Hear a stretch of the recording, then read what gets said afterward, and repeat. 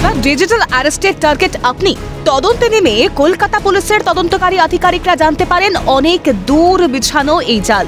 সুদূর রাজধানী থেকে আরও এক অভিযুক্ত যোগেশ দুয়াকে গ্রেফতার করে কলকাতা পুলিশের সাইবার ক্রাইম শাখা। দিল্লি হাইকোর্টের অনুমোদন নিয়ে ট্রানজিট রিমান্ডে তাকে নিয়ে আসা হয় কলকাতায়।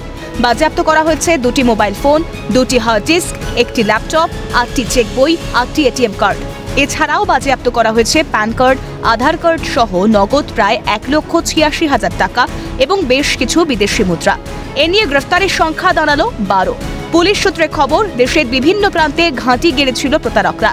ডিজিটাল অ্যারেস্টের মতো প্রায় আরও 930টি প্রতারণা চক্রের সঙ্গে জড়িত। নতুন গ্রেপ্তারি যোগেশ দুয়া এবং এই চক্র দীর্ঘদিন ধরে অ্যাক্টিভ থেকে কোটি কোটি টাকা আত্মসাৎ করেছেন বহু মানুষের কাছ থেকে, এমনটাই অভিযোগ পেয়েছেন লালবাজারের শীর্ষ কর্তারা। জানা যাচ্ছে, মাস তিনেক আগে এই ডিজিটাল অ্যারেস্টের শিকার হন গলফগ্রিনের এক মহিলা।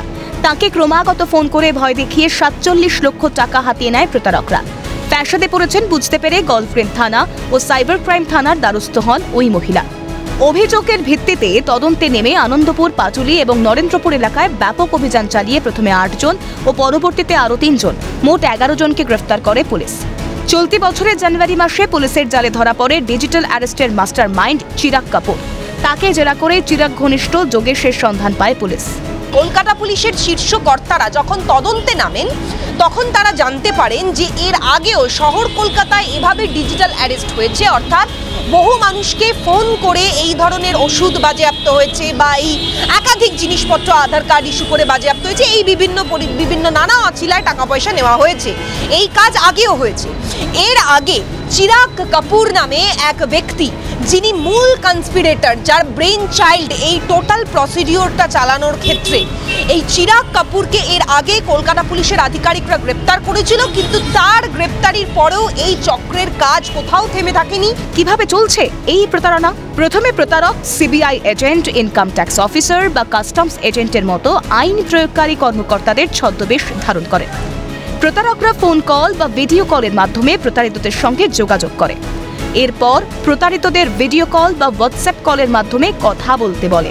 ভিডিও কলে আর্থিক অনিয়ম ও কর ফাঁকির জন্য ডিজিটাল গ্রেফতারির কথা বলে। কিছু ক্ষেত্রে প্রতারকরা মানুষকে বিশ্বাস করানোর জন্য ভুয়ো পুলিশ স্টেশনও তৈরি করে। প্রতারিতরা ভয় পেয়ে ও তদন্তে সহায়তা করার জন্য মোটা অঙ্কের টাকাও দেয়। টাকা পেয়ে গেলেই উধাও হয়ে যায় প্রতারকরা। এই ক্ষেত্রে সাইবার বিশেষজ্ঞরা জানাচ্ছেন, বেসিক্যালি এখন মানুষের মনে একটা ভয় আছে যে থানা থেকে আসছে, এই কথাটা শুনলে মানুষ খুব ভয় পেয়ে যায়। তো এখন অপরাধীরা কি করছে, ওরা ফোন করে বলছে যে আপনি কোনো অপরাধ করেছেন, আপনার নামে একটা এফআইআর হয়েছে বা পুলিশে কমপ্লেন হয়েছে এবং আমরা থানা থেকে এসে আপনাকে অ্যারেস্ট করব। আপনি যদি এটা না চান ইমিডিয়েটলি আমাদের টাকা পয়সা দিয়ে একটু সেটেল করে নিন। তো এটা একদমই মিথ্যে কথা, কারণ পুলিশ কোনোদিন ডিজিটালি অ্যারেস্ট করে না। অপরাধীরা যে আপনার একটা 2টো প্যান কার্ড পাওয়া গেছে, 2টো আধার কার্ড পাওয়া গেছে, বা আপনার পাসপোর্টে কোনো অসঙ্গতি দেখা দিয়েছে, বা আপনার নামে কোনো কুরিয়ার ধরা পড়েছে যেখানে ড্রাগস পাওয়া গেছে, এই সমস্ত বিভিন্ন ধরনের গল্পগুলো বলে ভয় দেখাচ্ছে। মানুষের ভয় পাওয়ার কোনো কারণ নেই। ডিজিটাল অ্যারেস্টের প্রতারণা থেকে বাঁচবেন কিভাবে? আইনি কর্মকর্তারা কখনোই ফোন কলে আপনার কাছে টাকা চাইবে না, তাই যখনই এই ধরনের ফোন পাবেন ভয় পাবেন না। যদি আপনি একটি স্প্যাম ফোন পান, তাহলে সংশ্লিষ্ট সংস্থার অফিসিয়ালের সঙ্গে যোগাযোগ করে কলারের সত্যতা যাচাই করুন। প্রতারিতরা সঙ্গে সঙ্গে পদক্ষেপ নেওয়ার কথা বলে। ব্যক্তিগত তথ্য, ব্যাংকের তথ্য, পাসওয়ার্ড বা পরিচয়পত্র প্রকাশ করবেন না। প্রকৃত সরকার বা এজেন্সিগুলি কখনোই ব্যক্তিগত ব্যাংক অ্যাকাউন্ট, ইউপিআই আইডি বা অনলাইন ওয়ালেট থেকে টাকা চায় না। সরকারি কর্তৃপক্ষ তদন্তের জন্য স্কাইপ, হোয়াটসঅ্যাপ এই অ্যাপগুলি ব্যবহার করে না। যদি আপনার কোনো প্রতারণামূলক কার্যকলাপের সন্দেহ হয়, অবিলম্বে স্থানীয় পুলিশ বা সাইবার অপরাধ কর্তৃপক্ষকে ঘটনাটি জানান। ফলে সব মিলিয়ে এই গ্রেপ্তারি সেটা নিঃসন্দেহে একটা বড় সাকসেস, এমনটাই মনে করছেন কলকাতা পুলিশের আধিকারিকেরা, এবং তদন্ত প্রক্রিয়া তারা চালিয়ে নিয়ে যাবেন নিজেদের হেফাজতে নিয়ে। এই চক্র এখনো কতদূর বিস্তৃত, সেই সমস্ত প্রশ্নের উত্তর খোঁজার চেষ্টায় থাকবেন তদন্তকারী আধিকারিকেরা। ক্যামেরায় প্রসন্ন নস্কর ও লিসন রোধের সঙ্গে অভিরূপা সাহা ও অভিরূপা হাজরার রিপোর্ট, ক্যালকাটা নিউজ।